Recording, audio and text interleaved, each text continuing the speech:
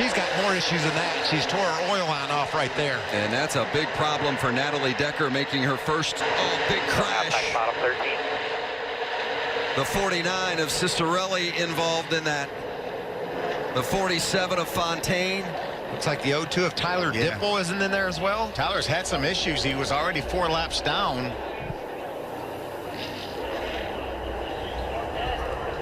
Turn 3, and there's the damage. A lot of damage to Chris Fontaine's Toyota.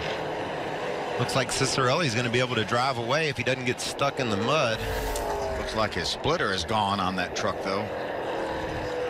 We always talk about Fontaine being a racer that can get to the front in these super speedway races, but that truck's a done. And that's a heartbreaker for Tyler Dipple as well, the 18-year-old from New York who, running full-time this season, just really wanted to run all the laps, develop some consistency, and his night has come to an early end. Top of the screen, you see the yellow truck on the right started to go sideways ahead of him. Looked like Cicerelli not, oh, look at that damage, and then just nowhere for Chris Fontaine and that blue and yellow 47 truck to go. You could see the fire come out of the exhaust. He was off the gas for sure, but just couldn't get stopped in time. So the 02 of Dipple, the 47 of Fontaine, and the 49 of Cicerelli. And here's another look at it.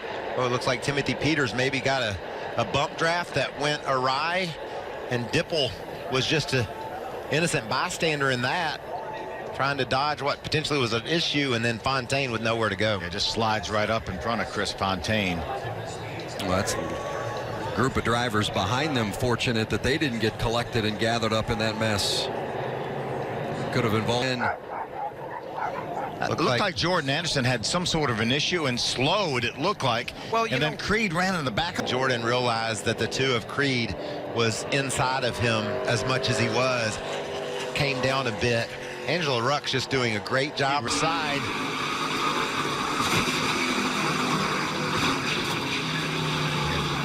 Nowhere to go really for all these trucks. Once the 4th top Gilliland. Oh, Roper's. Around he goes. Wow, unbelievable that it was just Corey Roper involved in that. How did he not collect others? Lost it on his own right there. The great run for Corey Roper comes to an end. Looked like he had a tremendous momentum through the center of turn 3 and 4. Really gained on the back of Austin Hill and was pushing Hill off of turn 4, and the front end just went up the banking. And I think you're going to see that was a recipe for disaster. Right on the back of Austin Hill, pushing a bit, and when he comes off this turn, just the inexperience of not knowing the nose was going to be light when he exits the corner because of being right on the back of the 16, and the truck just goes around. And I think then he grabs the steering wheel when that truck goes high right there. He grabs the steering wheel, turns a little bit left, and that's all it took.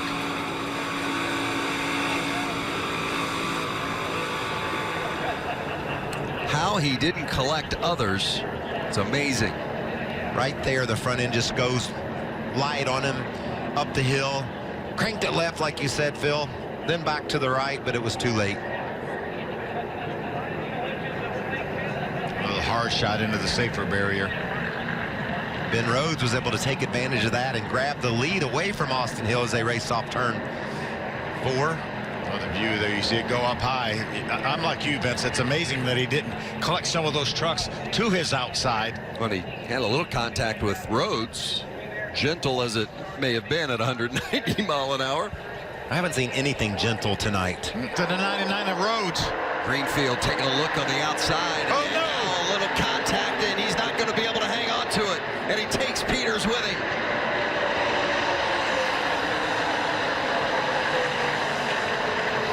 Greenfield got out of line, took a little peek, and then See if you can get it rolling here. All good. lost the handle on it. I think if they can get these trucks fired, might have a chance to keep rolling. There he goes. Timothy Peters, he knows that. I don't think there's a lot of damage. You see a little bit to the left front fender there. Left front tire's flat, a little damage to the right front corner as well. That looks minor compared to Gus Dean's truck. Greenfield tries to make it 3 wide. He went high. When that closed, he decided to go back low, but Timothy Peters had already filled that hole. Bill, we're inside 10 to go. You can't leave holes open, and it was just a case where Greenfield left a door open. Timmy went through the door, and it was too late for Greenfield to throw the block. I tell you, I think there's even less damage on that 68 truck of Greenfield. Let's take a look at it. It's going to be a great view from here. He goes up the 16 blocks. Then he said, okay, I'm going to get back behind the 16. But Timothy has already stuck his nose in the center, which is what he's supposed to do, and try to shove the 68 to the outside and get him out of the draft. And unfortunately, they make that contact. And again, Crafton narrowly missed that incident. That's a broken record. Yeah, you know what Crafton's thinking? I don't know how I'm going to pass these guys unless they all just crash. And he keeps moving up as each crash occurs. And that's exactly what just happened. Now he finds himself up in 4th. He's going to restart on the outside of the 2nd row as a pusher. Wow. And what a good truck he's going to be behind, too. Austin Hill's up there. Ben Rhodes, neither one of those trucks have any damage, nor does Crafton. That could be the key, Phil. He could push Rhodes to the win. Remember now, that's as far away from the spotters as we can be over there in the backstretch. So a lot of times it's hard for those spotters to tell. Get the momentum back. Matt Crafton needs a lot of help here. Oh, Austin Hill getting into Ben Rhodes. How about Gus Dean coming around the outside? Contact, and Dean is going to take out Rhodes. And Crafton gets through again somehow, and so many more involved in this incident. What about Matt Crafton's move? Look at that truck. Look at the damage on those other 2 trucks right beside. Austin Hill was able to do a great job. Got down on the apron and got through that. The track record 10th caution of the night, and Sheldon Creed this time is going to be finished for the night. You were right, Michael. There wasn't 3 or 4 laps to go. No, there just wasn't any way. These guys know what's the reward is, a victory at Daytona. And they just push and shove so aggressively. There's just no way you can make it when you drive like that. Matt Crafton's mistake, or I wouldn't call it a mistake, the chance he took to grab the lead on the front straightaway allowed him to miss this big wreck on the back straightaway. Let's see what happened. There was a move here by Austin Hill to get to the bottom. Rhodes blocked it, and that just stacked him up behind, Phil. Yep.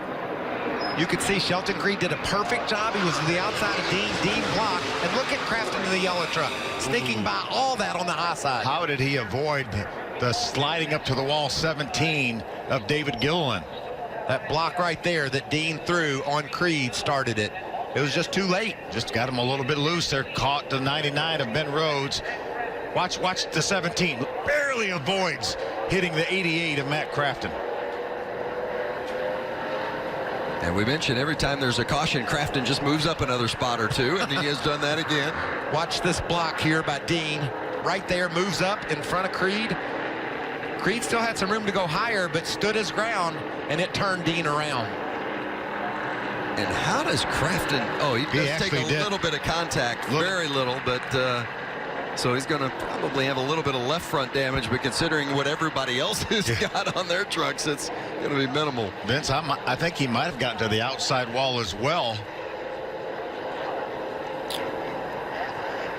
Yeah, Ben Rhodes just along for the ride, out in the lead, a truck length and a half clear of the 2nd place truck. There was a little bit of contact to the outside wall for the 88 of Crafton. You see Joe Nemechek slide now through the grass. There's a 45, Ross Chastain. Haven't talked a whole lot about Ross Chastain today, but he's in position right now for a good finish other than that little slide through the grass. And there's David Gilliland. He's coming to pit road. It started on lap 1 for David Gilliland. Ran over some debris. Flat left front tire. Had to come to pit road. We've seen more fires tonight than we have in a long time. Come dragging those trucks in on the frame. You got oil lines down there that give way, and those are teammates up on the high side. Timothy Peters, Ross Chastain. Contact and another crash, and this one involves Gerhardt in the 63, and the caution is back out. Oh man, Hold on to it. Hold the brake. Hold the brake. Well, those teams that were short on fuel are hoping they could make it. They didn't want any more laps. No more caution laps. We're going to get them. We've had an excess of 20 caution laps since those drivers pitted back on lap number 60. Austin Wayne Self involved with Gerhardt. And we'll rack them up and do it again. That's not what Junior Joyner wanted to see. Or Scott Zipadelli. And there's Zipadelli there. What do you do, Phil? Do you just run them till they run out of gas? Or do you come to pit road and top off knowing there's so few trucks in the race? Boyd, by the way, Boyd and Rayom each have an extra 7 or 8 laps of fuel in their trucks, and they are the drivers that will be starting in the second row as Crafton and Hill pitted on lap 60. See a little bit of contact. The 22 of Austin Wayne himself got into the back of the 63 of Bobby Gerhardt, takes both of those trucks into the outside wall. Got trouble somewhere. Turn 4, just before they got to the tri-oval. The 54 of Natalie Decker. Decker was running in the top 20, Phil, doing a nice job early. Looks like maybe some damage to the left rear. Makes you wonder if maybe got together with another Looks truck. like maybe more contact with another vehicle than it was the wall. Had such a tough outing last week at Daytona. Had a flat tire on the first lap of the race and tore up that left front, and eventually had an oil fire, and just her day came to an end before it got started. Watch all these trucks coming. Just wait. After this block one here, you got a little room. Looks Okay, like just wait on the field. We're already down one. Just wait on the field. looks like she's going to be able to continue from here, however, which is good news. Yeah, Kevin Hamlin, her spotter, telling her, just say, we've already lost a lap. Let's see if we can see what happens. Look right side of your screen. Looks like she just got a little bit loose. There was a truck close to her, and I think probably there's the contact right there. Not sure there was contact that led to the spin. I don't think though. so either, Vince. I think she just got a little bit loose with that truck very close to her. You know, when she had an issue with the flat 4, one going through the grass. And it's Natalie Decker again, really about the same spot. I think those tire tracks just ahead of her are where she came through the grass the first time earlier today. Well, there's Natalie Decker. It's almost tough to tell through the wet lens. That's all the moisture that's on the track. And Natalie Decker and Jinjo Kopp maybe got together just a little into the wall and collects several. Spun the tires, gets a big bump from Parker Kligerman, and then it begins. Watch Sheldon Creed come right through the middle of that white hood on that number 2 truck.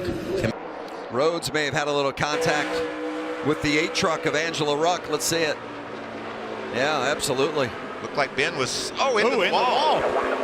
And now there's the 2 of Sheldon Creed that has gone around. Corey Roper got into that as well. Creed's going to get away with it looks, Vince. Get it rolling here. Don't speed down pit road. Nice and easy. Was running in the 8th position. We'd seen him Carry your slip. tires so you get back around here, guys. As soon as Ross Chastain may be involved in that as well. Chastain, a couple of strong runs the first 2 weeks of the season in the top 10 in both. A little bit of grass on the grill opening there for Sheldon Creed. Right rear tires down. Looked like Ross's tires were up at the 45. But that's risky there with that 2 truck field. If he goes too fast at all, the tire will blow out and it'll tear up his fenders on his truck. Here's Creed. That's that 3 wide 2. again. These guys aren't shy to put them 3 wide. Creed with a strong exit to the corner. You can see he's already wiggling. He really did a nice job staying off of Ryan Reed, but how about the job Matt Crafton did? Unfortunately, Corey Roper is not going to be as fortunate with that 04 truck. A lot of damage to the front of it. Watch that truck just walk up the hill, and he had to finally crank it hard to stay off the 17 of Reed, and around he goes. And look at Crafton. Crafton's on pit road, Hermie. Vince, you see him working on the left rear of that truck. A lot of damage to the bumper area and the left rear. And you know, we just spoke to Junior Joyner, and he said despite their qualifying effort, they felt confident in their truck. But that's one of the things that you run into when you start mid-package. You always have that possibility of getting caught up in an accident. Their plan right now is to try to get this cleared off the left rear tire. No plans yet to change tires, but a lot of damage to the back of this 88. Crafton was 9th at the time of the contact, and there's Corey Roper, and look at the damage done to that truck. Man, that's heartbreaking for